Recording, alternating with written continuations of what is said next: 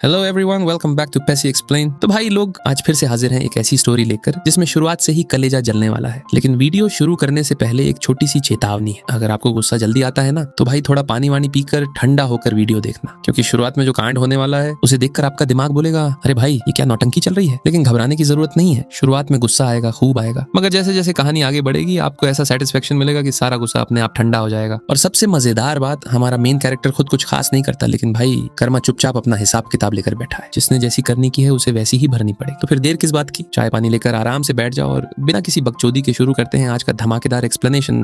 बिछड़े हुए सगे बेटे की कमी पूरी करने के लिए अरबपति माता पिता ने मुझे गोद लिया था, लेकिन सिर्फ एक रात घर से बाहर रहने पर ही उन्होंने मुझसे अपना रिश्ता तोड़ने का फैसला कर लिया। यहाँ तक कि जिस कंपनी की सीईओ मेरी मंगेतर थी और जिसे मैं पूरे 11 साल से दिल से प्यार करता था, उसने भी मेरी जान की कोई परवाह नहीं की। तेज बुखार में होने के बावजूद, जबकि मुझे तैरना तक नहीं आता था, उसने मुझे स्विमिंग पूल में धकेल दिया और पूरे 4 घंटे से भी ज्यादा समय तक पानी में पड़ा रहने दिया। लेकिन जब मैं सच में पूरी तरह निराश होकर उन्हें छोड़कर चला जाऊंगा तब ये सभी लोग पूरी तरह पागल हो जाएंगे। इस वक्त सिर्फ इसीलिए कि मैं अपने छोटे भाई फांगजुन के लिए पोस्ट ग्रेजुएट रिसर्च की सीट छोड़ने को तैयार नहीं था। मुझे 2 घंटे से बारिश में खड़ा करके सजा दी गई थी। मजबूरी में मुझे आखिरकार समझौता करना पड़ा। मैंने हवेली की तरफ मुंह करके जोर से कहा, मैं फांगजुन के लिए अपनी रिसर्च की सीट छोड़ने को तैयार हूँ। हवेली का बंद दरवाजा आखिरकार धीरे धीरे खुला। मेरी मंगेतर बाई निंगबिंग ने ऊपर से नीचे तक मुझे देखा और ठंडी आवाज में कहा, पहले ही इतनी बात मान लेते तो इतनी परेशानी ही नहीं होती। उसने छाता आगे किया और बारिश में पूरी तरह भीग चुके मुझे घर के अंदर ले आई। उसकी हमेशा शांत रहने वाली आंखों में इस समय साफ संतुष्टि दिखाई दे रही थी। उसने मेरे लिए 1 कप गर्म पानी डाला और कहा, जब मैं तुम्हारे साथ हूं तो तुम्हारे लिए रिसर्च की सीट मिले या न मिले इससे कोई फर्क नहीं पड़ता।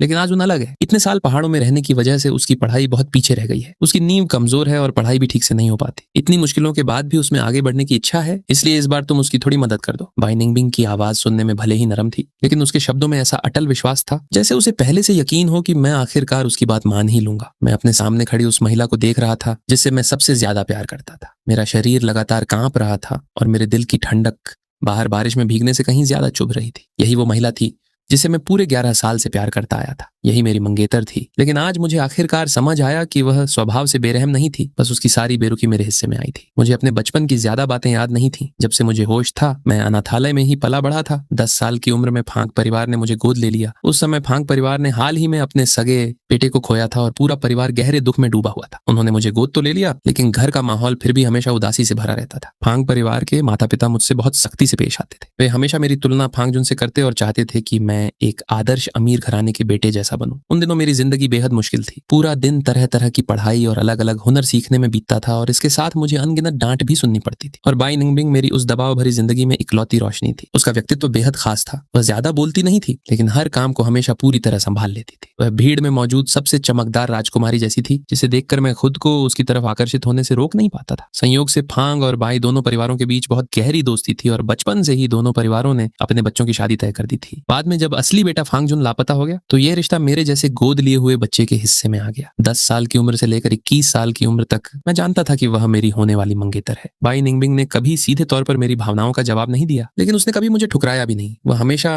एक अच्छी मंगेतर की तरह मेरे साथ रहती और मेरे साथ आगे बढ़ती रही। मुझे लगता था कि उसने मेरी चुपचाप की गई कोशिशों को देखा है, मेरे सच्चे प्यार से प्रभावित हुई है और मेरे प्यार को स्वीकार कर लिया है। मुझे तो यहाँ तक लगता था कि वह कभी कभी मेरी परवाह भी करती है। लेकिन जब मुझे लगा कि हमारा रिश्ता धीरे धीरे और गहरा होता जाएगा, तभी फांगजुन वापस आ गया और उसी दिन से सब कुछ बदल गया। मेरे हाथ में पकड़े गर्म पानी की गर्मी से मेरी उंगलियां सुन्न हो गईं और मैं अचानक अपनी सोच से बाहर आया। मैं मुड़ा और अपने शरीर से बारिश का पानी साफ करने के लिए बाथरूम की तरफ चला गया। बाई निंगबिंग वहीं खड़ी मेरी पीठ को देखती रही। चलते चलते मेरे कदम अचानक रुक गए। वह हमेशा ऐसी ही थी। जब मैं पूरी तरह हार मानने वाला होता तब वह मुझे थोड़ी सी मिठास दिखाकर रोक लेती ताकि मैं उसे छोड़कर जाने की हिम्मत न कर सकूं। लेकिन इस बार मैं उसकी उम्मीद के मुताबिक खुश नहीं हुआ, बल्कि मुड़कर उसे ठंडी नजरों से देखने लगा। बाई निंगबिंग, मुझे तैरना नहीं आता। डाइविंग तो दूर की बात है। बाई निंगबिंग किसके साथ मालदीव जाना चाहती थी? इसका जवाब साफ था, लेकिन उसे जरा भी शर्मिंदगी महसूस नहीं हुई। वह बिल्कुल सामान्य अंदाज में पूछती रही, तो छुट्टियों में तुम कहाँ जाना चाहते हो? मैं सब इंतजाम कर दूंगी। बहुत कम ऐसा हुआ था कि उसने मेरी राय इस तरह पूछी हो। मैंने न तो उसका विरोध किया और न ही कोई जवाब दिया। मैंने बस ठंडी हंसी के साथ खुद का मजाक उड़ाया। कड़ाके की सर्दी में उसने मुझे 2 घंटे तक बारिश में घर के बाहर खड़ा रखा था। ऐसे में मुझे बुखार ना आता तो और क्या होता। बाई निंगबिंग ने मेरा हाथ पकड़कर मुझे बिस्तर पर लिटाया और बड़े ध्यान से मेरे ऊपर कंबल ठीक किया। चुपचाप लेटे रहो, मैं दवा लेकर आती हूँ। वह जैसे ही मुड़ी उसके फोन की घंटी बज उठी। अगले अगले ही पल फोन के दूसरी तरफ से फांग झुन की रोती हुई आवाज सुनाई दी, निंगबिंग दीदी आप कहाँ हैं? मुझे बहुत दर्द हो रहा है, ऐसा लग रहा है जैसे मैं मर जाऊंगा। फांग झुन की मदद की पुकार सुनते ही बाई निंगबिंग के चेहरे पर ऐसी घबराहट दिखाई दी जो मैंने पहले कभी नहीं देखी थी। वह बिना एक पल गंवाए दरवाजे की तरफ दौड़ गई और मुझे पूरी तरह पीछे छोड़ दिया। इतनी बड़ी हवेली पल भर में सुनसान हो गई। अब वहां सिर्फ मैं अकेला था। तेज बुखार की वजह से मेरा सिर घूम रहा था और बेहोशी जैसी हालत में मेरे दिल में बार बार एक अजीब सी कसक उठ रही थी। प्यार और बेपरवाही के बीच का फर्क आखिर इतना साफ होता है। अच्छी बात बस इतनी थी कि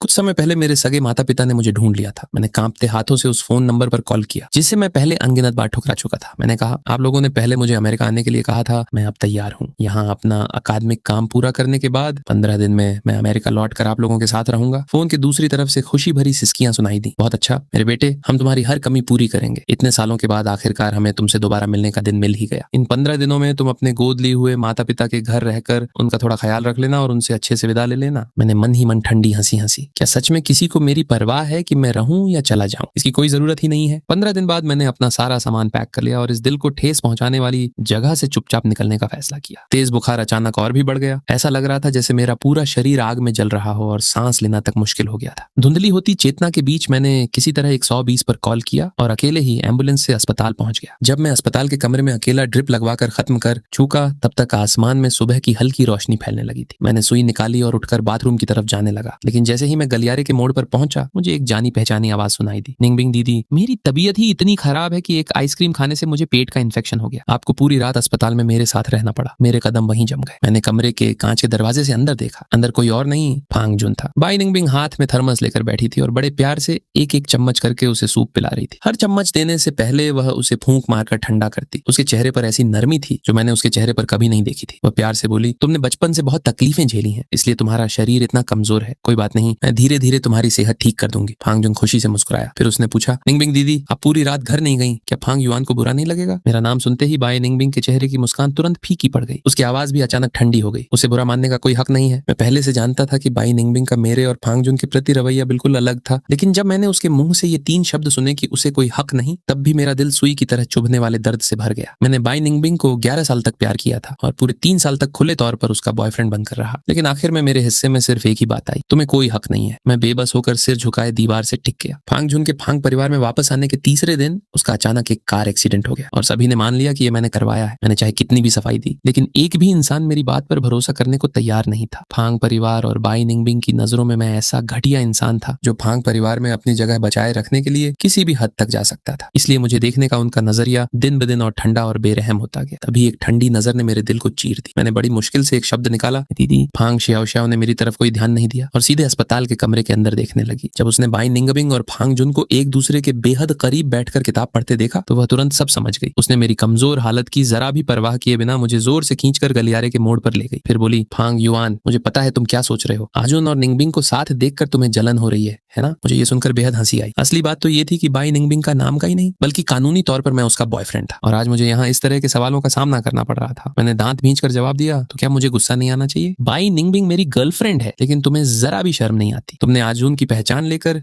11 साल तक फांग परिवार में जिंदगी बिताई, 11 साल तक ऐशो आराम की जिंदगी जी। क्या तुम्हें सच में लगता है कि ये सब तुम्हारा हक है? अब भी वक्त है, अपनी आंखें खोल लो। आज तुम्हारे पास जो कुछ भी है वो शुरू से आजुन का था। अगर समझदार हो तो जल्दी से बाई निंगबिंग से रिश्ता तोड़ लो। जब तक आजुन खुश है हम पहले की तरह तुम्हारे साथ रह सकते हैं। पहले की तरह यानी ऊपर से फांग परिवार का गोद लिया हुआ बेटा, लेकिन असल में हर छोटी बात पर डांट और मार सहने वाला इंसान। मैं चाहे जितनी मेहनत करता, चाहे जितना अच्छा करता, उनकी नफरत से कभी बच नहीं पाया, सिर्फ इसलिए क्योंकि मैं फांग झुन नहीं था। मेरी आंखें पल भर में लाल हो गईं। मैंने दांत भींचकर वो सवाल पूछा जिसे मैं बहुत लंबे समय से अपने दिल में दबाए बैठा था। मैंने खुद तो फांग परिवार में आने की इच्छा नहीं जताई थी, तुम्हारे माता पिता ने खुद मुझे गोद लेने की पहल की थी। अब जब फांग झुन वापस आ गया है तो मैं फांग परिवार छोड़ने और उसकी सारी चीजें उसे वापस करने के लिए तैयार हूँ। फिर तुम लोग मुझे जाने क्यों नहीं देते? आखिर क्यों? उसने ठंडी हंसी के साथ कहा, तुम्हें सच में लगता है कि हम तुम्हें छोड़ना नहीं चाहते? बिल्कुल नहीं, हम सिर्फ अपने फांग परिवार की इज्जत बचाने के लिए ऐसा कर रहे हैं। ये बात मेरे लिए आसमान से गिरी बिजली जैसी थी। मेरा पूरा शरीर कांप उठा। मैं कुछ कदम लड़खड़ाया और आखिरकार खुद को संभाल नहीं पाया और जमीन पर गिर पड़ा। तो यही सच था। फांग परिवार अपने सगे बेटे के वापस आते ही गोद लिए हुए बेटे को छोड़ देने वाले निर्दयी परिवार की छवि नहीं बनाना चाहता, इसलिए उन्होंने मुझे जबरदस्ती अपने पास बांध कर रखा था। वे अपनी आंखों के सामने फांग झुन को मेरी जिंदगी की हर वो चीज छीनते देखते रहे जिसकी मुझे परवाह थी। शुरू से आखिर तक उनकी नजरों में मैं सिर्फ एक बेजान इंसानी विकल्प था। मैं अस्पताल में 3 दिन तक भर्ती रहा, लेकिन इन 3 दिनों में एक भी इंसान मुझे देखने नहीं आया। आखिरकार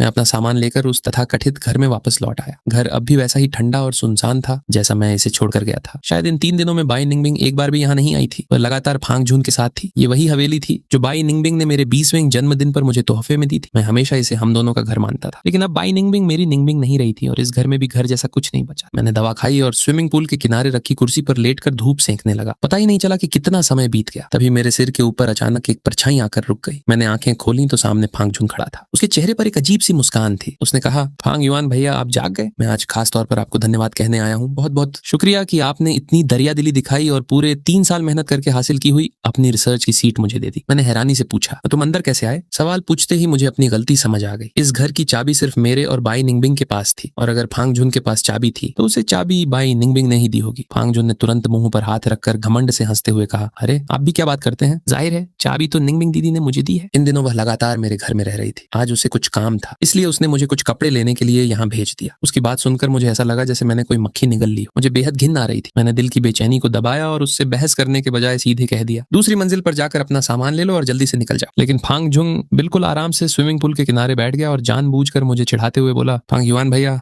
मैंने सुना है आपको तैरना नहीं आता, तो बताइए निंगबिंग दीदी ने ये स्विमिंग पूल किसके लिए बनवाया है? वैसे क्या आपको अभी तक नहीं पता कि मुझे बचपन से ही तैराकी पसंद है? मैं तो तैराकी का चैंपियन भी रह चुका हूँ। उसकी तीखी आवाज मेरे कानों में सुई की तरह चुभ रही थी। मैंने गुस्सा करने की इच्छा को बड़ी मुश्किल से दबाया और ठंडे अंदाज में कहा, तुम्हें तैरना पसंद है तो तैरो। वैसे भी आजकल तुम और कुछ ठीक से कर नहीं पाते, कम से कम शरीर तो अच्छा रहेगा और तुम्हारे माता पिता को भी थोड़ी कम चिंता करनी पड़ेगी। मेरी बात सुनते ही फांग झून ऐसे भड़क उठा जैसे किसी की पूंछ पर पैर पड़ गया हो। वह अचानक खड़ा हुआ और गुस्से से मुझे घूरने लगा। मैंने उसकी तरफ ध्यान देना जरूरी नहीं समझा और उठकर घर के अंदर जाने लगा। लेकिन जैसे ही मैं उसके पास से गुजरा, उसने अचानक मेरा हाथ जोर से पकड़ लिया और पूरी ताकत से मुझे स्विमिंग पूल की तरफ धक्का देने लगा। तभी पलक झपकते ही 2 लोग अचानक पूल के किनारे आ गए और उन्होंने मुझे और फांग झुन को अलग अलग पकड़ लिया। मैं कुछ समझ पाता उससे पहले ही फांग झुन ने खुद को बेचारी हालत में दिखाते हुए रोना शुरू कर दिया। पापा, मम्मी, फांग युआन भैया मुझे पानी में धक्का देने वाले थे। मुझे अभी पेट का इन्फेक्शन भी पूरी तरह ठीक नहीं हुआ है। मैंने तुरंत कहा, मैंने नहीं, उसने खुद। लेकिन मेरी बात पूरी होने से पहले ही फांग परिवार के माता पिता दोनों ने गुस्से से मुझे घूरना शुरू कर दिया। फांग मां गुस्से में बोली, तुम्हारी बहन ने बताया कि तुम अस्पताल गए थे, हम तो तुम्हें देखने आने वाले थे, लेकिन हमें क्या पता था कि तुम इतने बेरहम हो। आखिर अर्जुन ने तुम्हारा क्या बिगाड़ा है? तुम बार बार उसके साथ ऐसा क्यों कर रहे हो? क्या तुम उसे मार डालना चाहते हो? चारों तरफ से गालियों और आरोपों की बौछार होने लगी। मैं हमेशा की तरह सिर झुकाकर खड़ा रहा। न तो विरोध करने की हिम्मत थी और न ही ताकत। फांग मां की उंगली लगभग मेरी आंखों तक पहुंच गई थी। वहीं फांग पिता और भी ज्यादा भड़क गया और चिल्लाया, नमकहराम। लेकिन सिर्फ गाली देने से उसका गुस्सा शांत नहीं हुआ। उसने अचानक मेरी कमर पर जोरदार लात मारी और मुझे सीधे स्विमिंग पूल में गिरा दिया। ये एक गहरा स्विमिंग पूल था और मुझे तैरना बिल्कुल नहीं आता था। मैं पानी में अपनी जान बचाने के लिए बुरी तरह हाथ पैर मारने लगा, लेकिन मेरा शरीर जैसे पत्थर की तरह भारी होता जा रहा था और मैं धीरे धीरे नीचे डूबने लगा। मैं अपनी आंखों के सामने फांग परिवार के तीनों लोगों को एक दूसरे का हाथ पकड़कर आराम से घर के अंदर जाते देख रहा था। धुंधली होती चेतना में उनकी हंसी भी सुनाई दे रही थी। बस एक स्विमिंग पूल ही तो है, इसे थोड़ी कोई मर जाएगा। इसने अर्जुन को धक्का देने की कोशिश की थी, इसे भी कड़ाके की सर्दी में ठंडे पानी में रहने का मजा चखने दो। मेरा शरीर सूखे पत्ते की तरह लगातार नीचे डूबता जा रहा था। अनगिनत दर्द और पछतावे मुझे चारों तरफ से घेर रहे थे। अगर मैं ऐसे ही मर गया तो सच में थोड़ा अफसोस होगा, क्योंकि मैं अभी तक अपने सगे माता पिता से मिल भी नहीं पाया हूँ। पता नहीं क्या वे भी फांग परिवार की तरफ फांग झुंग को जितना प्यार करते हैं उतना ही मुझे भी लाड़ प्यार देंगे। तभी छपाक की आवाज के साथ एक काली परछाई पानी में कूद पड़ी और मुझे खींचकर किनारे ले आई। मैंने संघर्ष करते हुए मुंह से पानी बाहर निकाला और धीरे धीरे आंखें खोली। सामने बाई निंगबिंग और मुझे बचाने वाला उसका बॉडीगार्ड खड़ा था। बाई निंगबिंग को देखकर मेरे दिल में अचानक थोड़ी गर्माहट पैदा हुई। शायद उसे अब भी मेरी थोड़ी सी परवाह थी, लेकिन अगले ही पल उसकी आंखें बर्फ जैसी ठंडी हो गई। उसने गुस्से में कहा, फांग युआन, तुम्हारी हरकतें खत्म होने का नाम ही नहीं ले रही हैं। अब तुम फिर से फांग झुन को नुकसान पहुंचाने की कोशिश कर रहे हो। उसके चेहरे पर अब पहले जैसी शांति बिल्कुल नहीं थी। मैं कुछ पल के लिए वहीं जम गया। अभी मैं सफाई भी नहीं दे पाया था कि फांग झुन रोता हुआ बाहर आया। उसने धीरे से बाई निंगबिंग की बांग खींची और मासूम बनते हुए कहा, निंगबिंग दीदी, फांग युआन भैया को मत डांटो, शायद उन्होंने जानबूझकर ऐसा नहीं किया होगा। बाई निंगबिंग ने तुरंत कहा, आजुन, तुम उसका बचाव मत करो, उसकी आदत कभी नहीं बदलेगी। फिर उसने मेरी तरफ देखते हुए ठंडी आवाज में कहा, फांग युआन, इतने सालों की जान पहचान का ख्याल रखते हुए मैंने इस बार तुम्हें बचा लिया है, लेकिन दोबारा ऐसा करने की कोशिश मत करना। मैं दोबारा तुम्हारे साथ बिल्कुल नरमी नहीं बरतूंगी। मैं जमीन पर बेसुध पड़ा था। पानी में भीगे कपड़े ठंड से शरीर को चीर रहे थे, लेकिन मेरे दिल के अंदर की ठंडक उससे भी ज्यादा गहरी थी। हमेशा से ऐसा ही होता आया था। हर बार बार बार वे लोग फांग झुन पर ही विश्वास करते थे और मुझे किसी बड़े अपराधी की तरह देखते, जबकि हर बार तकलीफ मुझे ही होती थी। घायल हमेशा मैं ही होता था। मैं जैसे ही घर के अंदर पहुंचा, लिविंग रूम में चारों लोगों की हंसी मजाक अचानक रुक गई। सभी की नजरें मुझे ऐसे देख रही थीं जैसे मैं कोई नफरत के लायक लुटेरा हूं जो किसी और की चीज छीनने आया हो। मैंने अपने ठंडे और भारी शरीर को घसीटते हुए मुड़कर ऊपर जाने की कोशिश की। तभी फांग झुन अचानक चिल्लाने लगा, अरे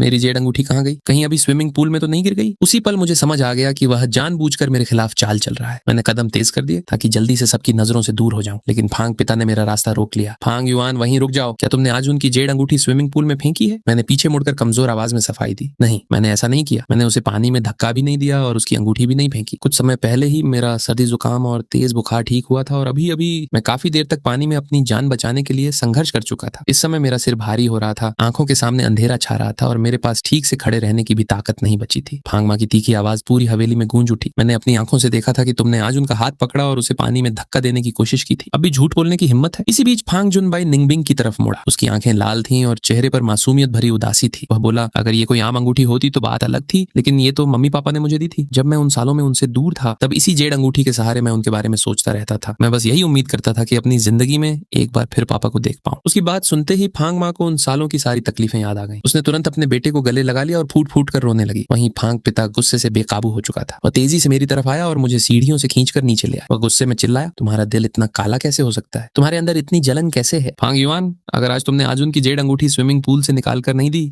तो मैं तुम्हें छोड़ूंगा नहीं। वह लगातार चिल्लाता हुआ मुझे घर से बाहर घसीट कर ले जाने लगा। मैंने पूरी ताकत लगाकर खुद को छुड़ाने की कोशिश की, लेकिन मैं उसके हाथ से निकल नहीं पाया। बेबस होकर मैंने बाई निंगबिंग की तरफ मदद की उम्मीद से देखा, लेकिन उसकी आंखों में सिर्फ बर्फ जैसी ठंडक थी, जरा भी अपनापन नहीं। बाई निंगबिंग मुड़ी, एक डाइविंग मास्क उठाकर मेरे हाथ में दिया और बोली, इसे पहन लो, स्विमिंग पूल में जाकर आज उनकी अंगूठी ढूंढ कर निकालो। मैंने सिर हिलाकर मना कर दिया तो उसकी आवाज तुरंत सख्त हो गई, ये तुम्हारा उस पर कर्ज है। वे चारों लोग पूल के किनारे खड़े होकर बातें और हंसी मजाक कर रहे थे और बीच बीच में मुझे जल्दी करने के लिए आवाज भी लगा रहे थे। धीरे धीरे आसमान में अंधेरा छाने लगा। पानी का तापमान लगातार गिर रहा था और मेरी नजर भी धुंधली होती जा रही थी। मेरे हाथ पैरों की गति भी अब पहले से बहुत धीमी हो चुकी थी। बड़ी मुश्किल से जब मैं सांस लेने के लिए पानी से अपना सिर बाहर निकालता तभी बाई निंगबिंग की आवाज सुनाई देती, जानबूझकर समय बर्बाद करने की कोशिश मत करना, जब तक अंगूठी नहीं मिलती तब तक पानी से बाहर मत आना। मैं निराश होकर दोबारा पानी के नीचे चला गया। पूरे 4 घंटे तक मैं पानी के अंदर उस अंगूठी को ढूंढता रहा। आखिरकार ड्रेनेज के पास एक छोटी सी दरार में मेरी उंगलियां उस जेड अंगूठी से टकराई। मैंने उसे कसकर मुट्ठी में पकड़ लिया और अपनी बची हुई आखिरी ताकत लगाकर किसी तरह पानी से बाहर निकला। किनारे पर पहुंचते ही मैं वहीं ढेर हो गया और फिर हिलने तक की ताकत नहीं बची। कुछ लोग मेरे पास आए, मेरे हाथ से जेड अंगूठी छीन ली और ऊपर से मुझे मेरी बदहाल हालत में देखने लगे। फांग झुन ने फांग पिता और फांग मां की बाह पकड़ ली और बिना पीछे देखे उनके साथ चला गया। बाई निंगबिंग ने जाते जाते सिर्फ इतना कहा, अब अपने हाल का खुद जिम्मेदार रहना। फिर वह भी फांग झुन के पीछे चली गई और उसने एक बार भी पलटकर मेरी तरफ नहीं देखा। मैं पूरी तरह ठंडा पड़ चुका था और स्विमिंग पूल के किनारे पड़ा उनकी हंसी को धीरे धीरे दूर जाते सुनता रहा। आखिरकार मेरी चेतना पूरी तरह खत्म हो। मैं उस खाली पड़ी हवेली में पूरे 2 दिन तक पड़ा रहा। जब मुझे होश आया तो सबसे पहले मैंने विदेश में रह रहे अपने सगे माता पिता को फोन किया। मैंने कहा, मैंने फैसला कर लिया है, अब मेरे लिए शॉर्ट टर्म वीजा मत बनवाइए, सीधे मेरे लिए परमानेंट रेजिडेंसी के लिए आवेदन कर दीजिए। फोन की दूसरी तरफ से खुशी भरी आवाजें सुनाई दी, लेकिन मेरे दिल में जरा भी हलचल नहीं हुई। 20 साल से ज्यादा समय तक जिस शहर में रहा था उसे छोड़कर जाना मेरे लिए ये एक दर्दनाक और बेहद मुश्किल फैसला था। मुझे नहीं पता था कि मैं विदेश की जिंदगी में खुद को ढाल पाऊंगा या नहीं, और इससे भी ज्यादा डर इस बात का था कि क्या मेरे सगे माता पिता बिना किसी भेदभाव के मुझे प्यार और देखभाल दे पाएंगे। आगे का रास्ता लंबा था और हर तरफ अनजान जोखिम थे, लेकिन मैं उनका सामना करने के लिए तैयार था, क्योंकि मैं अच्छी तरह जानता था कि इससे बुरा अब और कुछ नहीं हो सकता। परमानेंट रेजिडेंसी के लिए आवेदन करने की प्रक्रिया आम वीजा से कहीं ज्यादा जटिल थी। मैंने ढेर सारे दस्तावेज तैयार किए और कई बार अमेरिकी दूतावास के चक्कर लगाए। आखिरी बार जब मैं दूतावास से बाहर निकला तभी एक चमचमाती फरारी तेज रफ्तार से मेरे पास से गुजर गई। मैं नंबर प्लेट ठीक से नहीं देख पाया, लेकिन मुझे तुरंत पता चल गया कि ये वही सुपर कार थी जिसकी दुनिया में सिर्फ 100 गाड़ियां बनी थी और पूरे शहर में ऐसी सिर्फ एक ही कार थी। उसका मालिक बाई निंगबिंग था। मेरे दिल की धड़कन एक पल के लिए तेज हो गई, लेकिन अगले ही पल मैंने खुद को समझाया, बाई निंगबिंग का पूरा ध्यान तो फांग झुन पर है। वो सड़क किनारे खड़े मुझे भला कैसे देखेगा, और अगर देख भी लिया तो उसे मेरी कोई परवाह नहीं होगी। रात होते ही मैं अकेला ठंडी जमीन पर बैठ गया और टीवी की आवाज पूरी तरह तेज कर दी ताकि उसकी शोर शराबे से हवेली की खामोशी और मेरा अकेलापन दब जाए। तभी अचानक दरवाजे का लॉक खुला और काफी समय से न दिखने वाला एक जाना पहचाना चेहरा दरवाजे पर दिखाई दिया। वे बाई निंगबिंग था। वो मेरे सामने आकर बोला, तुम कहाँ जाने वाले हो? फिर उसने पूछा, आज मैंने तुम्हें अमेरिकी दूतावास में देखा था, तुम वहाँ क्या कर रहे थे? मैंने तुरंत जवाब दिया, हमारे रिसर्च ग्रुप का प्रयोग लगभग पूरा हो चुका है और जल्द ही उसके नतीजे आने वाले हैं। मेरे प्रोफेसर ने मुझे अमेरिका में होने वाली एक अकादमिक कॉन्फ्रेंस के लिए भेजा है। मुझे वहाँ अपने प्रयोग के नतीजे पेश करने हैं। ये बहाना मैंने पहले से सोच रखा था। बाई निंगबिंग ने हल्के से सिर हिला दिया। आज जब उसने मुझे दूतावास में देखा था तो उसका पहला ख्याल यही था कि शायद उसकी आंखों को धोखा हुआ है। मैं आखिर उसे छिपकर अमेरिका जाने की तैयारी कैसे कर सकता था? लेकिन जब वह वापस मुड़ा तो उसने मुझे टैक्सी में बैठते हुए देख लिया। उसके मन में अचानक थोड़ी बेचैनी जरूर हुई, लेकिन ये बेचैनी ज्यादा देर नहीं रही। उसे पूरा यकीन था कि मैं उससे बहुत प्यार प्यार करता हूँ और उसे छोड़कर जाने की हिम्मत कभी नहीं कर सकता। इतने सालों से मेरे अपने गोद लिए हुए माता पिता से भी मेरा कोई खास लगाव नहीं था। इस दुनिया में बाई निंगबिंग ही मेरा एकमात्र सहारा था। मैं इतने सालों से उसके पीछे था और उससे प्यार करता आया था। उसके प्रति मेरा लगाव और प्यार मेरी जिंदगी का हिस्सा बन चुका था, जिसे एक ही दिन में खत्म करना आसान नहीं था। बाई निंगबिंग हल्का सा मुस्कुराया और पहले की तरह अपना हाथ बढ़ाकर मुझे गले लगा लिया। फिर बोला, फिल्म देखना चाहते हो? मैं तुम्हारे साथ देखूंगा। मेरे मन में तुरंत आया कि उससे पूछूं, आज रात तुम्हें फांग जुन के पास नहीं जाना? लेकिन थोड़ी देर सोचने के बाद मैंने वो सवाल नहीं पूछा। मैं उसकी आदत अच्छी तरह जानता था। पहले मुझे चोट पहुंचाता, फिर थोड़ी मिठास देकर मुझे रोक लेता। आखिरकार मैंने मना नहीं किया और एक पुरानी रोमांटिक फिल्म चुन ली। फिल्म देखते देखते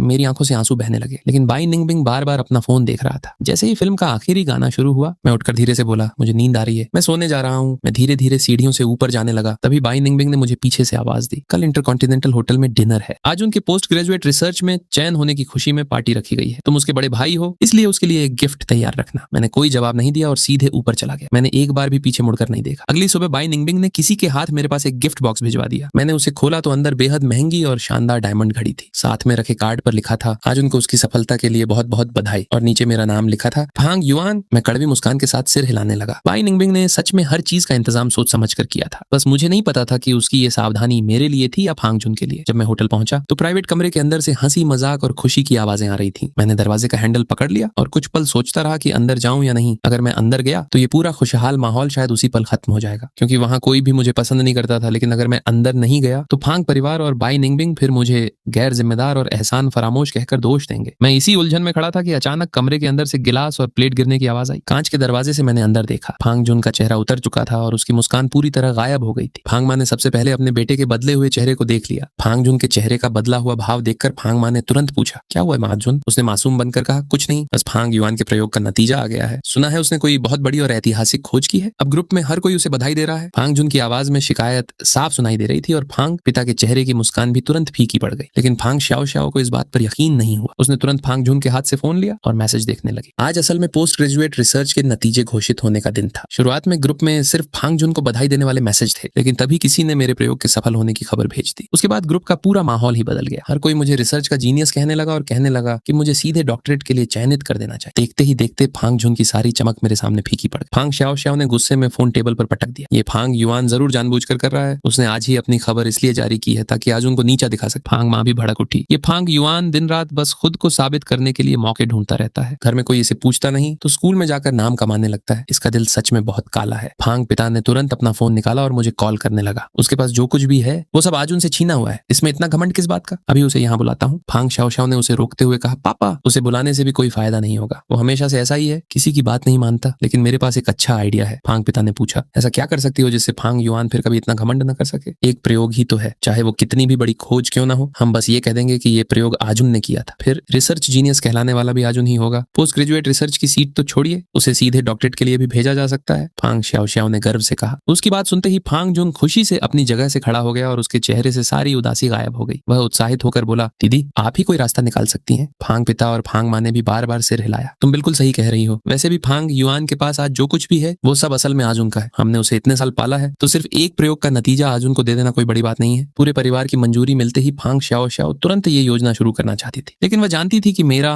और उसका रिश्ता हमेशा से खराब रहा है। अगर वह सीधे मेरे पास जाकर ये बात कहेगी तो मैं कभी तैयार नहीं होऊंगा। इसलिए उसकी नजर बाई निंगबिंग पर जा टिकी। मैं कमरे के बाहर खड़ा सब कुछ सुन रहा था और ऐसा लग रहा था जैसे मैं बर्फ के अंदर जम गया हूँ। मुझे पहले से पता था कि फांग परिवार के दिल में मेरे लिए कोई भावना नहीं है, लेकिन इस वक्त उन्हें मेरे सालों की मेहनत और मेरे प्रयोग के नतीजे को अपना बनाने की योजना बनाते सुनकर मेरे दिल में फिर भी एक गहरी ठंड और निराशा भर गई। मेरा दिल तेजी से धड़कने लगा और मैंने अपनी मुट्ठियां कस लीं। बाई निंगबिंग, जिस महिला से मैंने पूरे 11 साल प्यार किया था, क्या वह भी उनकी बात मान लेगी? कुछ पल की खामोशी के बाद बाई निंगबिंग की आवाज आई। मैं फांग युआन से बात करूंगी, उसे अपने प्रयोग का नतीजा आजुन को देने के लिए कहूंगी। मैंने हवेली वापस जाने के बजाय अपना फोन बंद कर दिया और खुद को सीधे लैब में बंद कर लिया। लेकिन बाई निंगबिंग फिर भी मुझे ढूंढते हुए वहां पहुंच गई। उसने कॉलेज के डीन से लैब की चाबी ले ली थी। वो मुझे बहुत अच्छी तरह जानती थी। उसे पता था कि इस जगह के अलावा मेरे पास जाने के लिए और कोई जगह नहीं है। लैब की हल्की अंधेरी रोशनी में मैंने कंप्यूटर के सामने से सिर उठाया। मेरी आंखों के नीचे गहरे काले घेरे थे और पूरा चेहरा थकान से भरा हुआ था। मेरी लाल आंखें बाई निंगबिंग की तरफ उठी। जो धीरे धीरे मेरी ओर आ रही थी। उसने कहा, सुना है तुम्हारे प्रयोग का नतीजा आ गया है, तुम्हें बधाई। मैंने अपनी आंखें बंद कर ली और कुछ नहीं कहा। मेरे दिल में अभी भी आखिरी उम्मीद बची हुई थी। मैं चाहता था कि वह सच में मेरी सफलता से खुश हो। मैं चाहता था कि वह मेरे सामने वो बेरहम बात न कहे जिसकी मुझे आशंका थी। कुछ देर बाद बाई निंगबिंग ने बिल्कुल शांत चेहरे के साथ मेरी तरफ देखा और एक एक शब्द बोलते हुए कहा, फांग युआन, इस बार अपने प्रयोग का पूरा नतीजा अर्जुन को दे दो। ये बात मेरे दिल पर किसी भारी हथौड़े की तरह आकर लगी। मुझे पहले से पता था कि वह क्या फैसला करेगा, लेकिन जब उसने इतनी बेरहमी से ये बात मेरे सामने कह दी, तब भी मेरे सीने में ऐसा दर्द उठा जैसे किसी ने दिल को चीर दिया हो। मेरे जवाब देने से पहले ही बाई निंगबिंग खुद ही अपनी वजह बताने लगी। तुम पढ़ाई में अच्छे हो और तुम्हारे अंदर टैलेंट भी है। आगे चलकर तुम और भी कई उपलब्धियां हासिल कर सकते हो, लेकिन अर्जुन अलग है। वह अब पोस्ट ग्रेजुएट की पढ़ाई शुरू करने वाला है और उसके पास ज्यादा अकादमिक पेपर नहीं है। ऐसे में उसका आगे बढ़ना मुश्किल होगा। मैं टेबल का सहारा लेकर बड़ी मुश्किल से खड़ा हुआ और गुस्से और दर्द में चीखते हुए उससे पूछा, मैं पढ़ाई में अच्छा हूँ, मेरे अंदर टैलेंट है, लेकिन क्या तुम्हें मेरी मेहनत दिखाई नहीं देती? मैं दिन रात लैब में पड़ा रहता था। केमिकल्स की वजह से मेरे हाथों की चमड़ी परत दर परत निकल जाती थी। ये उपलब्धि मैंने अपनी पूरी मेहनत और अपनी सारी जान लगाकर हासिल की। बाई निंगबिंग, आखिर तुम्हारे अंदर दिल है भी या नहीं? मेरे लगातार सवालों से बाई निंगबिंग थोड़ी चिढ़ गई। उसने ठंडे स्वर में कहा, तुमने मेहनत की, ये मैं मानती हूँ, लेकिन उससे क्या हुआ? फांग युआन, अपनी औकात और अपनी पहचान मत भूलो। तुमने अर्जुन की जगह लेकर फांग परिवार में 10 साल से ज्यादा ऐशो आराम की जिंदगी बिताई है। अब उसके लिए इतना छोटा सा त्याग कर दोगे तो इसमें गलत क्या है? इंसान को एहसान का बदला चुकाना आना चाहिए। इसे अर्जुन के लिए तुम्हारी समझदारी और तुम्हारी सहनशीलता समझ लो। जब उसने मुझे एहसान फरामोश कहकर ये जताया कि मुझे उसका कर्ज चुकाना चाहिए, तो मैं अचानक हंस पड़ा। लेकिन हंसते हंसते मेरे सीने में तेज दर्द होने लगा। मैंने सामने खड़ी उस महिला को देखा जिससे मैंने पूरे 11 साल प्यार किया था। अब मुझे समझ आया कि उसकी नजरों में मैं आखिरकार सिर्फ एक ऐसा एहसान फरामोश इंसान था जिसे फांग झुंग के लिए अपने किए की सजा भुगतनी थी। पहली बार मैंने उसे जोर से अपने से दूर धकेल दिया। मैंने कहा, बाई निंगबिंग, अगर तुम्हें लगता है कि मैं एहसान फरामोश हूँ तो मुझे ऐसा ही समझो, लेकिन इस बार मैं अपना प्रयोग फांग झुंग को नहीं दूंगा। मैं एक कदम भी पीछे नहीं हटूंगा। इतना कहकर मैं बिना पीछे देखे लैब से बाहर निकल गया। वैसे भी उस खाली पड़ी हवेली में अब ऐसा कुछ नहीं था जिसकी मुझे जरूरत हो। मैं बस शांति से अपनी रिपोर्ट पूरी करना चाहता था। अपनी मेहनत से हासिल की गई उपलब्धि लेकर हमेशा के लिए इस घुटन भरी जगह को छोड़ देना चाहता था। कई दिनों तक मैं सबसे दूर रहा। इस दौरान बाई निंगबिंग का कोई मैसेज भी नहीं आया। मुझे लगा शायद उसने आखिरकार हार मान ली है। इसलिए मैं अपना लैपटॉप लेकर वापस लैब पहुंचा ताकि अपनी रिपोर्ट का आखिरी हिस्सा पूरा कर सकूं। लेकिन जैसे ही मैं लैब की बिल्डिंग के सामने पहुंचा और कई बार अपना फेस स्कैन किया, सिक्योरिटी सिस्टम लगातार मुझे अंदर जाने से मना करता रहा। मैंने तुरंत फोन निकाला और अपने प्रोफेसर को कॉल किया। सर, मेरा एंट्री पास अचानक काम क्यों नहीं कर रहा है? रोज की तरह शांत रहने वाले मेरे प्रोफेसर की आवाज आज बर्फ जैसी ठंडी थी। उन्होंने कहा, फांग युआन, आज से तुम हमारी लैब के सदस्य नहीं हो। अब तुम यहाँ अंदर नहीं आ सकते। मेरा गुस्सा फूट पड़ा और मैं सीधे प्रशासनिक कार्यालय की तरफ भागा, लेकिन वहां प्रोफेसर नहीं थे। तभी एक परिचित शिक्षक ने चुपके से मेरा हाथ पकड़ा और धीमी आवाज में कहा, फांग युआन, प्रोफेसर से मिलने का भी कोई फायदा नहीं है। ये उनका अपना फैसला नहीं है, वो भी मजबूर है। मैं पूरी तरह सुन्न होकर प्रशासनिक कार्यालय के गलियारे में बैठ गया। निराशा की लहरें मुझे अंदर तक डुबो रही थी। मुझे पहले ही समझ जाना चाहिए था। बाई निंगबिंग के सामने मेरे मना करने के बाद वह इतनी आसानी से हार मानने वाली नहीं थी। वह मेरे खिलाफ कोई ना कोई दूसरा रास्ता जरूर निकालेगी। पूरे शहर में ऐसा कौन था जो स्कूल और मेरे प्रोफेसर तक को मजबूर कर सकता था? बाई परिवार और फांग परिवार के अलावा और कौन? उस पल ऐसा लगा जैसे मेरे सिर पर आसमान टूट पड़ा हो। मेरा शरीर भी वहीं खड़े खड़े 2 बार लड़खड़ा गया। क्यों? आखिर क्यों? मैं बार बार अविश्वास से पूछता रहा। लेकिन फोन के दूसरी तरफ से सिर्फ ठंडी बीप की आवाज आई। कॉल पहले ही काट दी गई थी। मैंने तुरंत वहीं जमीन पर बैठकर अपना लैपटॉप खोला। स्क्रीन देखते ही मेरे दिल की आखिरी उम्मीद भी टूट गई। मेरे सारे प्रयोगों की एक्सेस बंद कर दी गई थी। मैं न तो लैब से जुड़ी कोई फाइल देख सकता था, न ही किसी रिकॉर्ड तक पहुंच सकता था। यहाँ तक कि जिस प्रयोग के नतीजे को हासिल करने के लिए मैंने अपनी पूरी जिंदगी लगा दी थी, अब मैं उसे भी दोबारा देख नहीं सकता था। वाह, इंटरकॉन्टिनेंटल होटल, वहां तो एक कमरा भी कितना महंगा पड़ता है। मजाक कर रहे हो क्या? फांग झुन तो फांग परिवार का बड़ा बेटा है, उसके लिए एक डिनर कोई बड़ी बात नहीं है। हाँ बिल्कुल, फांग झुन दिखने में भी अच्छा है, दिल का भी अच्छा है और उसकी रिसर्च करने की क्षमता भी इतनी शानदार है। सच में कमाल है। चारों तरफ उसकी तारीफ हो रही थी कि तभी एक बेमौसम सवाल सामने आया। एक लड़की ने कहा, मुझे ऐसा क्यों लग रहा है कि फांग झुन के प्रयोग का नतीजा बिल्कुल फांग युआन के प्रयोग जैसा है। कहीं उसने फांग युआन की नकल तो नहीं की? ये लड़की आमतौर पर ज्यादा नजर नहीं आती थी। उसकी बात सुनते ही पूरे ग्रुप में अचानक सन्नाटा छा गया। तभी पूरे विभाग के ग्रुप में फिर से हलचल मच गई। किसी ने मैसेज किया, फांग झुन को उसके प्रयोग के सफल होने पर बधाई। उसके काम को इंडस्ट्री के कई बड़े रिसर्च एक्सपर्ट्स ने भी मान्यता दी है। इसके बाद ग्रुप में बधाई वाले मैसेज और इमोजी की बाढ़ आ गई। स्क्रीन के दूसरी तरफ से भी फांग झुन का घमंड साफ दिखाई दे रहा था। उसने लिखा, सबका शुक्रिया, मैंने इतने लंबे समय तक मेहनत की और आखिरकार मेरे प्रयोग का नतीजा आ ही गया। मैं बहुत खुश हूँ। आज रात इंटरकॉन्टिनेंटल होटल में मेरी तरफ से पार्टी है, आप सभी जरूर आइएगा। इसके करीब 1 घंटे बाद कॉलेज की वेबसाइट पर एक पोस्ट ने पूरे इंटरनेट पर तहलका मचा दिया। पोस्ट करने वाले ने फांग झुन की प्रयोग डायरी सार्वजनिक कर दी। उसमें पिछले 1.5 साल से किए गए उसके प्रयोगों की पूरी प्रक्रिया विस्तार से लिखी थी। आखिर में सीधे मेरा नाम लेकर मुझ पर चोरी का आरोप लगाया गया और कहा गया कि मेरे लिए शर्म की बात है कि मैंने फांग झुंग के प्रयोग की नकल की। साथ ही मुझे ईमानदारी से इंसान बनने की सलाह दी गई। पूरे कॉलेज में हंगामा मच गया। ये पोस्ट पूरे विभाग में सबसे ज्यादा चर्चा का विषय बन। जो फांग युआन लगातार 3 साल तक स्कॉलरशिप जीतने वाला टॉपर था, वही अब किसी और के प्रयोग की नकल करने वाला साबित किया जा रहा था। आरोप लगाया गया कि मैंने प्रयोग का नतीजा अपना बताकर पहले ही जारी कर दिया। देखते ही दिखते मेरे खिलाफ गालियों और आरोपों की बाढ़ आ गई। लोग मुझे चारों तरफ से घेर कर खड़े हो गए और मेरी सफाई की आवाज पूरी तरह दब गई। तभी मेरे फोन की घंटी बजी। कॉल प्रशासनिक विभाग से थी। दूसरी तरफ से आवाज आई, फांग युआन, हम कॉलेज प्रशासन से बोल रहे हैं। हमने कैंपस वेबसाइट पर मौजूद पोस्ट देखी है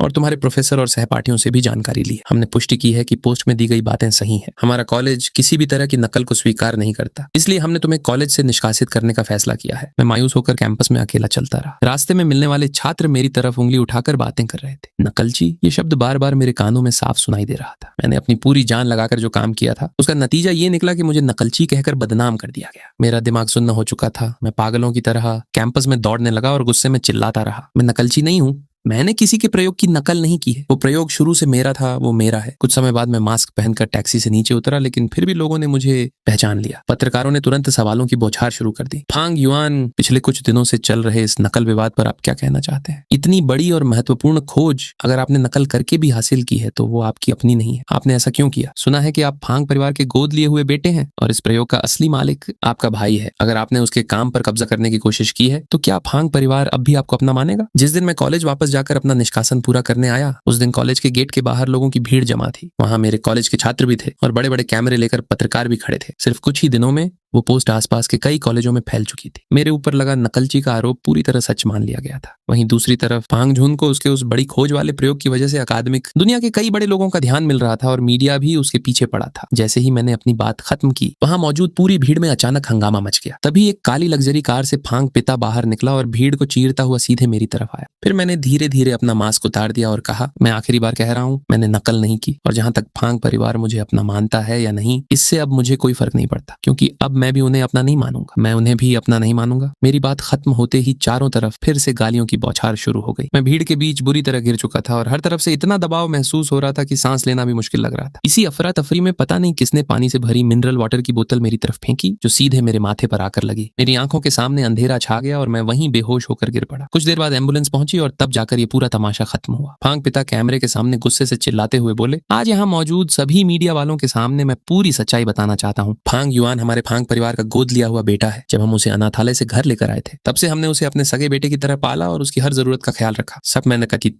लेकिन बचपन से ही उसका स्वभाव खराब था। उसे पढ़ाई में कोई दिलचस्पी नहीं थी। परीक्षाओं में नकल करता था और हमेशा झूठ बोलता था। हमने उसे कितनी भी बार समझाया, वह कभी नहीं बदला। मिडिल स्कूल की परीक्षा हो, हाई स्कूल की परीक्षा हो या कॉलेज की कोई भी परीक्षा, उसने हर जगह नकल करके ही नंबर हासिल किए। और इस बार तो उसने सारी हदें पार कर दी। सिर्फ अपनी झूठी शान पूरी करने के लिए उसने अपने भाई के प्रयोग की नकल कर ली। ऐसे बुरे चरित्र वाले बच्चे को हमारे फांग परिवार का बेटा कहलाने का कोई हक नहीं है। मैं आज ऐलान करता हूं कि आज से फांग परिवार और फांग युआन के बीच कोई रिश्ता नहीं है। मैं बिना किसी भाव के अस्पताल के बिस्तर से उठा, अपना फोन एक तरफ फेंका और धीरे धीरे अस्पताल की छत की तरफ चल पड़ा। कई मंजिल ऊपर मौजूद उस छत के किनारे जाकर मैं कुछ देर खड़ा रहा। मैंने धीरे धीरे अपनी बाहें फैलाई और आखिरी बार इस शहर की उस जानी पहचानी हवा को महसूस किया। तभी पीछे से एक जानी पहचानी आवाज आई, जिसमें हल्की सी घबराहट थी। फांग युआन। मैंने पीछे मुड़कर देखा। बाई निंगबिंग तेज कदमों से मेरी तरफ आ रही थी। जब मुझे होश आया था, तब अस्पताल का कमरा पूरी तरह खाली था। मेरे पास सिर्फ मेरा फोन था, जो लगातार कंपन कर रहा था। मैंने पूरे शरीर के दर्द को सहते हुए फोन उठाया। स्क्रीन पर मेरे खिलाफ गालियों और नफरत भरे मैसेज की भरमार थी। मेरी पूरी कहानी इंटरनेट पर फैल चुकी थी। अब हर कोई मुझे खराब चरित्र वाला नकलची और एहसान फरामोश इंसान समझ रहा था। लेकिन इस बार मेरे अंदर दुखी होने की ताकत भी नहीं बची थी। बाई निंगबिंग एक पल के लिए रुक गई। उसने कुछ नहीं कहा, लेकिन उसकी आंखों ने मुझे जवाब दे दिया था। वह बोली, फांग युआन, इन सब चीजों को लेकर इतना मत सोचो। ये सब तुम्हारे लिए मायने नहीं रखता। जो भी हुआ हो, तुम फांग परिवार के बेटे हो और मेरे मंगेतर भी। इस बार जो हुआ है, उसके बाद मैं तुम्हें इसकी भरपाई कर दूंगी। फिर उसने कहा, फांग युआन, जिद मत करो। अगर ये वही पुराना वक्त होता तो बाई निंगबिंग को मेरे रिश्ते और अपनी जिंदगी में मेरी जगह स्वीकार करते सुनकर मैं अपनी सारी तकलीफें भूलकर दोबारा उसके पास लौट जाता। लेकिन इस वक्त मैंने अपना सीना पकड़ लिया। ऐसा लग रहा था जैसे मेरे शरीर का हर अंग दर्द से टूट रहा हो। मेरा चेहरा पीला पड़ चुका था और मैं धीरे धीरे जमीन पर बैठ गया। खुद को बाहों में समेटकर बची हुई आखिरी गर्माहट को महसूस करने की कोशिश करने लगा। फांग युआन अब पहले से बहुत ज्यादा कमजोर और दुबला हो चुका था। इतनी ऊंची छत पर खड़ा वह ऐसा लग रहा था जैसे तेज हवा का एक झोंका भी उसे गिरा सकता है। बाई निंगबिंग निंगबिंग ने भौहें सिकोड़ ली। उसकी आवाज में एक अजीब सी बेचैनी थी। फांग युआन, जल्दी नीचे आ जाओ। उसे लगा था कि मैं पहले की तरह हर बार उसकी दी हुई थोड़ी सी मिठास को स्वीकार कर लूंगा, लेकिन इस बार मैं बस मुस्कुराया और धीरे से सिर हिला दिया। मेरी आंखों में खालीपन था। मैंने उसकी तरफ देखते हुए पूछा, भाई निंगबिंग, मेरी सारी प्रयोग की नोटबुक तुमने ही फांग जुन को दी थी, है ना? और फांग परिवार के साथ मिलकर स्कूल पर दबाव डालकर सच्चाई बदलने और मुझे कॉलेज से निकलवाने वाली भी तुम ही थी, है ना? मैंने कुछ नहीं कहा, बस बाई निंगबिंग की तरफ देखा। उस पल मेरी नजरों में वह एक अजनबी से ज्यादा कुछ नहीं थी। उसने कभी मेरी मेहनत नहीं देखी, मेरी तकलीफ नहीं समझी, मेरे दर्द को कभी महसूस नहीं किया। उसने हमेशा मेरी हर परेशानी को मेरी जिद और मेरी मनमानी समझकर नजरअंदाज कर दिया। अचानक मुझे लगा कि ऐसे इंसान के लिए अपनी जिंदगी बर्बाद करने का कोई मतलब नहीं है जो मुझे कभी समझ ही नहीं पाया, इसके लायक नहीं है। मैं खड़ा हुआ और चुपचाप सीढ़ियों की तरफ चलने लगा। तभी बाई निंगबिंग ने मौका पाकर तेजी से आगे बढ़कर मुझे ऊंचे किनारे से खींचकर नीचे कर लिया। कोने में बैठे मुझे देखकर उसने राहत की सांस ली। फिर वह ऊपर से मेरी तरफ देखते हुए कुछ कहने लगी। उसकी आवाज में हल्की सी शिकायत थी। फांग युआन, मैं जानती हूँ कि तुम्हारा दिल बहुत दुखी है, लेकिन इस तरह का खतरनाक मजाक मत करो। तुम ऐसा करके बस यही तो चाहते हो कि हम सबको अपराध बोध महसूस हो, है ना? उसकी बात पूरी होने से पहले ही मैं वापस अपने कमरे में चला गया और दरवाजा बंद कर लिया। बाई निंगबिंग के दिल में अजीब सी बेचैनी थी। उसे बार बार लग रहा था जैसे उसके हाथों से कुछ बहुत तेजी से फिसल रहा हो। तभी फांग जुन ने लगातार कई मैसेज करके उसे बुलाया। वह कुछ पल के लिए हिचकिचाई, लेकिन आखिरकार अस्पताल से चली गई। उसे लगा फांग युआन अभी गुस्से में है, इसलिए फिलहाल उसके सामने जाने की जरूरत नहीं। जब उसका गुस्सा शांत होगा तब वह उसे सब कुछ अच्छे से समझा देगी। फांग युआन उसे इतना प्यार करता है, आखिर में वह उसे जरूर माफ कर देगा। पहले भी तो हर बार ऐसा ही हुआ था। ये सोचकर बाई निंगबिंग के दिल की बेचैनी कुछ कम हो गई। लेकिन जब उसने देखा कि मैं उसकी बातों का कोई जवाब नहीं दे रहा, तो वह बेचैन होकर मेरे पीछे आ गई। वह मुझे हाल में हुई सारी बातें समझाना चाहती थी। वह बताना चाहती थी कि इतने सालों में उसने सिर्फ मुझसे ही प्यार किया है। फांग जुन के लिए उसने जो कुछ भी किया वो सिर्फ इसलिए था क्योंकि फांग परिवार ने मुझे इतने सालों तक पाला था और वह उनके एहसान का बदला चुकाना चाहती थी। लेकिन इससे पहले कि वह अपनी सफाई दे पाती, उसका फोन अचानक बज उठा। उसने स्क्रीन पर कॉल देखा, 2 सेकंड तक हिचकिचाई और फिर मुझे आवाज दी, फांग युआन, मैंने जो कहा है वो करके दिखाऊंगी। मैं तुम्हारी भरपाई जरूर करूंगी। उधर मैं वापस अपने कमरे में पहुंचते ही अपने सारे जरूरी दस्तावेज समेटने लगा और सीधे एयरपोर्ट के लिए निकल पड़ा। फ्लाइट में बैठने से पहले मैंने अपना फोन बंद किया और उसे एयरपोर्ट के टॉयलेट में फेंक दिया। बाई निंगबिंग, आज के बाद हमारी जिंदगी में फिर कभी मुलाकात नहीं होगी। दूसरी तरफ तेज रफ्तार कार में बैठी बाई निंगबिंग के दिल में अचानक एक बेहद तेज बेचैनी उठी, जिसे वह चाहकर भी दूर नहीं कर पा रही थी। विमान घने बादलों को चीरता हुआ आगे बढ़ा और हल्का सा झटका लगा। मैंने खिड़की से बाहर देखा। शहर की इमारतें धीरे धीरे छोटी होती जा रही थी। 20 साल से ज्यादा समय से मेरे अंदर जमा तनाव पहली बार पूरी तरह ढीला पड़ गया। मेरा फोन तो मैं एयरपोर्ट के टॉयलेट में छोड़ आया था। उसके साथ मेरे सारे अपमान, सारे दर्द और सारी अधूरी उम्मीदें भी उसी शहर में पीछे छूट गई थी। कई घंटों की लंबी उड़ान के बाद विमान न्यूयॉर्क के John F Kennedy international airport पर उतरा। टर्मिनल से बाहर निकलते ही गर्म और नम हवा मेरे चेहरे से टकराई, जो मेरे शहर की ठंडी हवा से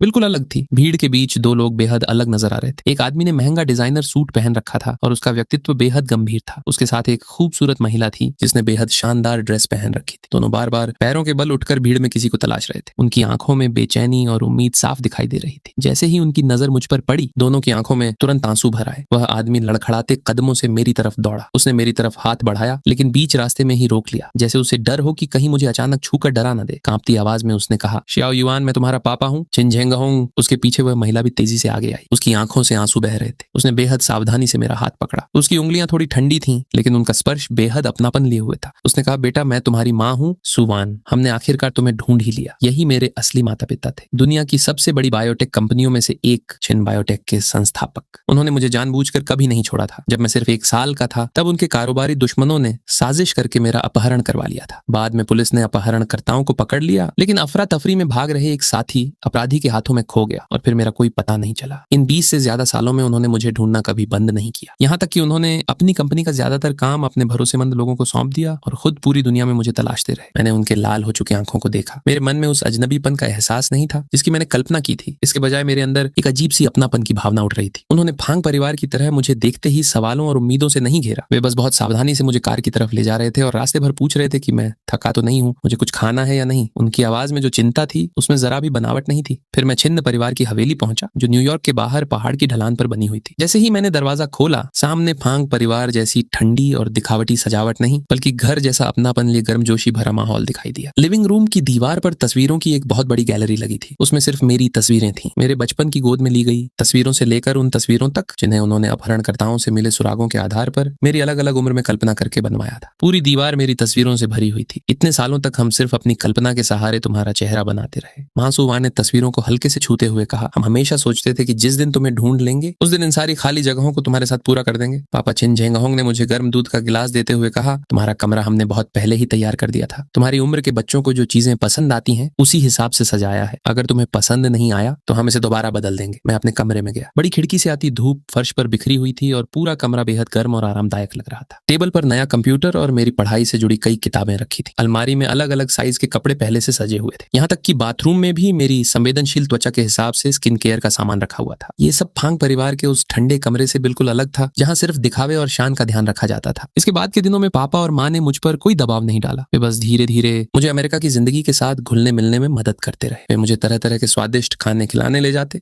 मेरे साथ न्यूयॉर्क की गलियों में घूमते और धैर्य से मेरी वो सारी बातें सुनते जो मैंने फांग परिवार में इतने सालों तक झेली थी। जब भी मैं अपनी सजा, अपनी बेइज्जती और अपनी अनदेखी के बारे में बताता, उनकी आंखें भर आती। वे मेरा हाथ कसकर पकड़ते और बार बार कहते, हमें माफ कर दो बेटा, तुम्हारी रक्षा न कर पाना हमारी सबसे बड़ी गलती थी। फांग परिवार के माता पिता के उलट, जो हमेशा मुझे डांटते और दूसरों से मेरी तुलना करते थे, पापा और माँ मेरी हर छोटी बड़ी पसंद को ध्यान से समझने लगे। जब उन्हें पता चला कि मुझे बायोलॉजी और रिसर्च में बहुत दिलचस्पी है, तो उन्होंने खुद मुझे छिंद बायोटेक की मुख्य रिसर्च लैब में काम करने का मौका दिया। इतना ही नहीं, उन्होंने मेरे लिए 3 नोबेल पुरस्कार विजेताओं को बतौर मेंटर नियुक्त किया। जब मैंने उन्हें वो शुरुआती रिसर्च ड्राफ्ट दिखाया जिसे फांग परिवार और बाई निंगबिंग ने मिलकर मुझसे छीन लिया था, तो सभी मेंटर्स उसे देखकर हैरान रह गए और मेरी रिसर्च प्रतिभा की जमकर तारीफ करने लगे। उनमें से एक ने गंभीरता से कहा, तुम्हारे प्रयोग का आइडिया बेहद नया है, इसे थोड़ा और बेहतर कर दिया जाए तो इसे दुनिया की किसी टॉप साइंस जर्नल में आसानी से प्रकाशित किया जा सकता है। छिंद बायोटेक तुम्हें पर्याप्त फंडिंग और दुनिया के सबसे आधुनिक उपकरण उपलब्ध कराएगा। हम तुम्हें इस प्रोजेक्ट को पूरा करने में पूरी तरह सपोर्ट करेंगे। परिवार के प्यार और अपने मेंटर्स की मदद से मैंने खुद को पूरी तरह रिसर्च में झोंक दिया। अब न तो फांग परिवार की रोक टोक थी और न ही बाई निंगबिंग की वजह से कोई परेशानी। मेरी रिसर्च की राह बेहद तेजी से आगे बढ़ने लगी। सिर्फ 6 महीने में मैंने अपने प्रयोग को पूरी तरह बेहतर कर लिया और मेरी रिसर्च पेपर दुनिया की प्रतिष्ठित साइंस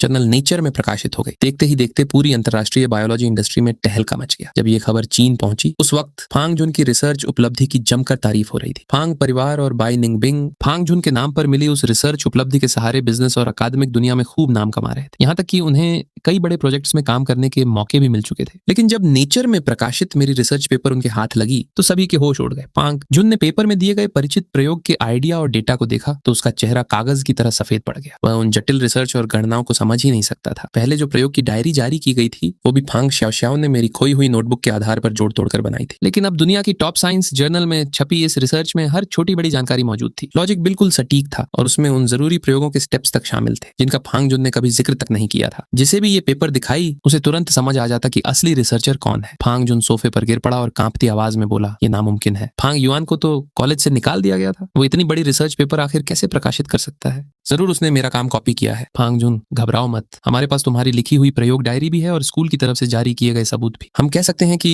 फांग युआन ने बदला लेने के लिए जानबूझकर तुम्हारे रिसर्च आइडिया की नकल करके पेपर प्रकाशित किया है। लेकिन उनके ये सारे बहाने पक्के सबूतों के सामने ज्यादा देर टिक नहीं सके। जल्द ही इंटरनेशनल रिसर्च जगत के कई बड़े विशेषज्ञों ने खुलकर बयान दिया और मेरी रिसर्च को पूरी तरह मौलिक बताया। साथ ही उन्होंने ये भी बताया कि फांग जुन द्वारा पहले पेश किए गए रिसर्च रिजल्ट में कई जगह गंभीर तार्किक गलतियां और डेटा में हेरफेर था। सबसे बड़ा झटका तब लगा जब उस प्रोफेसर ने, जिसने कभी चुपके से मुझे सावधान किया था, फांग परिवार और बाई निंगबिंग की हरकतों से तंग आकर मीडिया के सामने पूरी सच्चाई खोल दी। उसने बताया कि कैसे बाई निंगबिंग ने यूनिवर्सिटी पर दबाव डालकर मुझे निकलवाया और कैसे फांग शाओशाओ ने फांग जुन को मेरी रिसर्च चुराने के लिए उकसाया था। खबर सामने आते ही पूरे इंटरनेट पर टहलका मच गया। फांग जुन की तारीफ करने वाले लोग अचानक गायब हो गए और उनकी जगह चारों तरफ आलोचना और गुस्से की आवाजें सुनाई देने लगी। अब सबको पता चल गया था कि असली टॉपर तो फांग युआन है और फांग जुन सिर्फ एक चोर है। लोग कहने लगे, फांग परिवार और बाई निंगबिंग कितने घटिया हैं। पहले उन्होंने अपने ही यांगजी को घर से निकाल दिया और अब मिलकर उसकी रिसर्च भी चुरा ली। फांग परिवार की कंपनी के शेयर अचानक बुरी तरह गिरने लगे। एक के बाद एक पार्टनर ने उनके साथ कॉन्ट्रैक्ट खत्म कर दिया और अपना पैसा वापस मांगने वालों की लाइन लग गई। ये सब देखकर फांग पिता को इतना बड़ा सदमा लगा कि उन्हें अचानक ब्रेन हेमरेज हो गया और उन्हें आईसीयू में भर्ती कराना पड़ा। फांग माँ दिन रात रोती रहती और अपने परिवार की हालत देखकर पछतावे में डूबी रहती। वहीं फांग शाओशाओ को झूठे सबूत तैयार करने और बदनाम करने के आरोप में यूनिवर्सिटी से निकाल दिया गया और उसके खिलाफ कानूनी कार्रवाई भी शुरू हो गई। दूसरी तरफ बाई निंगबिंग की हालत तो फांग परिवार से भी ज्यादा खराब हो गई। इस पूरे घोटाले के कारण बाई परिवार की कंपनी की प्रतिष्ठा पूरी तरह बर्बाद हो गई। कई बड़े प्रोजेक्ट बंद करने पड़े और भारी नुकसान उठाना पड़ा। बाई निंगबिंग के पिता को इतना गुस्सा आया कि उनकी तबीयत बिगड़ गई और उन्हें अस्पताल में भर्ती होना पड़ा। उन्होंने बाई निंगबिंग को साफ चेतावनी दी कि अगर उसने तुरंत इस मामले को नहीं संभाला तो उससे कंपनी की विरासत छीन ली जाएगी। लेकिन इससे भी ज्यादा परेशान करने वाली बात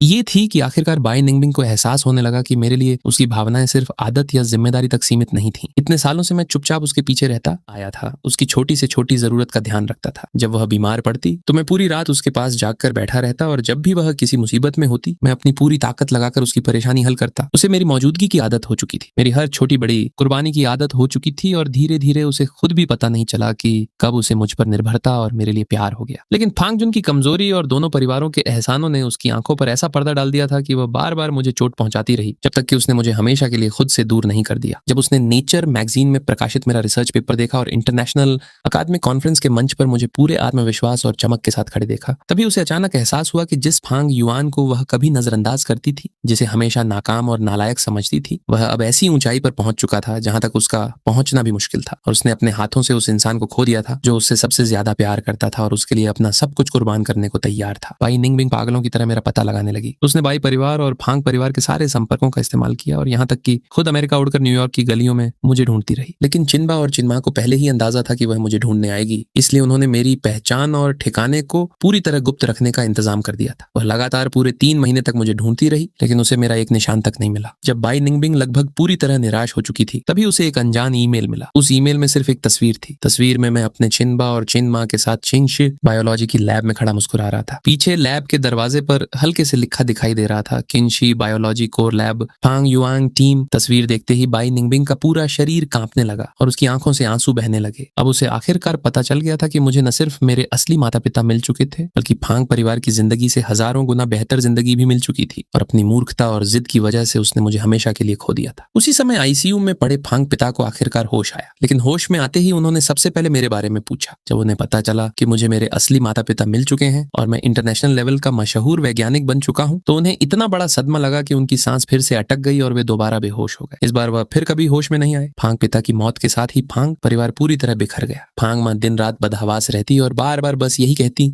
फांग युआन हमें माफ कर दो, गलती हमारी थी। फांग जुन अपने फर्जीवाड़े के घोटाले के कारण हर किसी की नजरों में गिर गया। वह जहां भी जाता लोगों की बातें और ताने उसका पीछा करते। आखिरकार उसका मानसिक संतुलन पूरी तरह बिगड़ गया और उसे मानसिक अस्पताल भेज दिया गया। वहीं फांग श्याओ श्याओ को उसके अपराधों की सजा मिली और उसकी जवानी जेल की सलाखों के पीछे गुजरने लगी। 1 साल बाद मुझे एक इंटरनेशनल बायोटेक्नोलॉजी फोरम में हिस्सा लेने के लिए चीन वापस बुलाया गया। वहां से जाने के बाद ये पहली बार था जब मैं इस शहर में लौट रहा था। चिनबा और चिन्मा मेरी सुरक्षा को लेकर काफी चिंतित थे, इसलिए उन्होंने मेरे साथ कई बॉडीगार्ड भेजे। फोरम में दुनिया भर के बड़े वैज्ञानिक और नामी लोग मौजूद थे। जैसे ही मैंने हॉल में कदम रखा, हर किसी की नजर मेरी तरफ उठ गई। तभी मेरी नजर एक कोने में खड़ी बाई निंगबिंग पर पड़ी। वह पहले से बहुत ज्यादा कमजोर हो चुकी थी। उसका चेहरा पीला पड़ गया था और कभी जो चमक उसके चेहरे पर हुआ करती थी वह पूरी तरह गायब थी। वह मुझे देख रही थी और उसकी आंखों में पछतावा और मुझसे एक आखिरी मौका मांगने की बेबसी साफ दिखाई दे रही थी। मैंने बस एक पल उसकी तरफ देखा और फिर अपनी नजरें हटा ली, जैसे मेरे सामने कोई बिल्कुल अजनबी खड़ा हो। फोरम खत्म होने के बाद बाई निंगबिंग ने मेरा रास्ता रोक लिया। उसकी आवाज भारी थी और उसमें रोने की सिसकियां साफ सुनाई दे रही थी। फांग युआन, मुझे अपनी गलती का एहसास हो गया है। मैं सच में सब समझ चुकी हूँ। क्या तुम मुझे एक आखिरी मौका दे सकते हो? मैं तुम्हारे लिए कुछ भी कर सकती हूँ। मैं तुम्हारे साथ हुई हर चीज की भरपाई करूंगी। मैंने शांत भाव से उसकी तरफ देखा और ठंडे स्वर में कहा, बाई निंगबिंग, तुमसे कोई गलती नहीं हुई थी। तुम बस मुझसे प्यार नहीं करती थी। पहले भी नहीं करती थी, आज भी नहीं करती और आगे भी कभी नहीं करोगी। हमारे बीच बहुत पहले ही सब खत्म हो चुका है। वह रोते हुए बोली, नहीं ऐसा नहीं है। मैं तुमसे प्यार करती हूँ। मैंने हमेशा तुमसे ही प्यार किया है। बस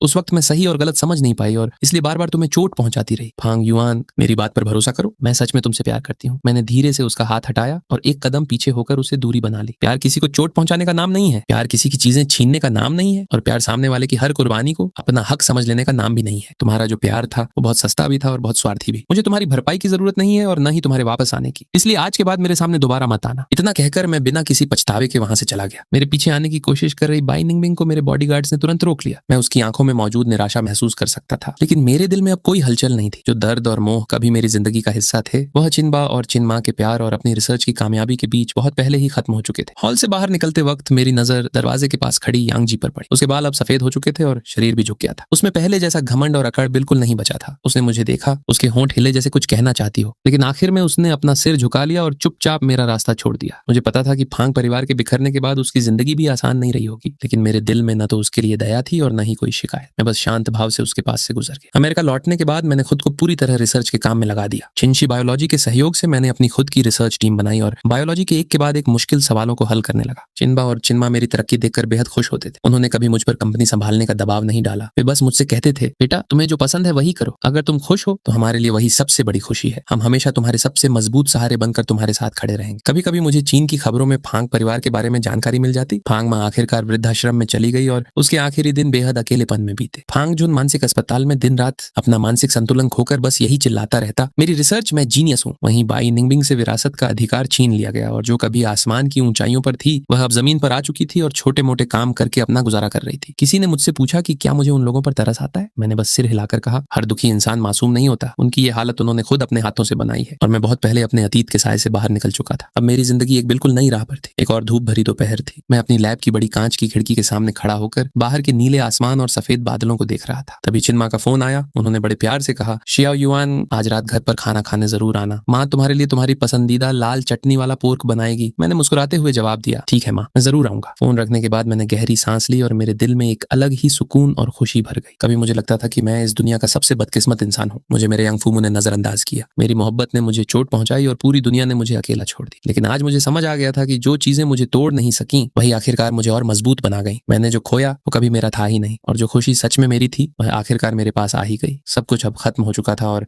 हर कोई अपनी अपनी राह पर चला गया। फांग परिवार और बाई निंगबिंग ने अपने किए की कीमत चुकाई और मैंने भी जिंदगी के तूफानों से गुजरने के बाद आखिरकार अपनी धूप और अपना सुकून पा लिया। आगे का रास्ता अभी बहुत लंबा था, लेकिन अब मैं इसी प्यार और खुशी को साथ लेकर निडर होकर आगे बढ़ना चाहता था। अपनी जिंदगी में कुछ नया और बेहतर बनाना चाहता था और आने वाले हर खूबसूरत पल को खुले दिल से अपनाना चाहता था।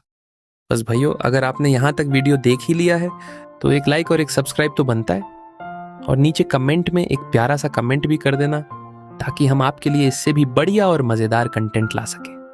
तो मिलते हैं अगले वीडियो में। तब तक के लिए अपना ख्याल रखना।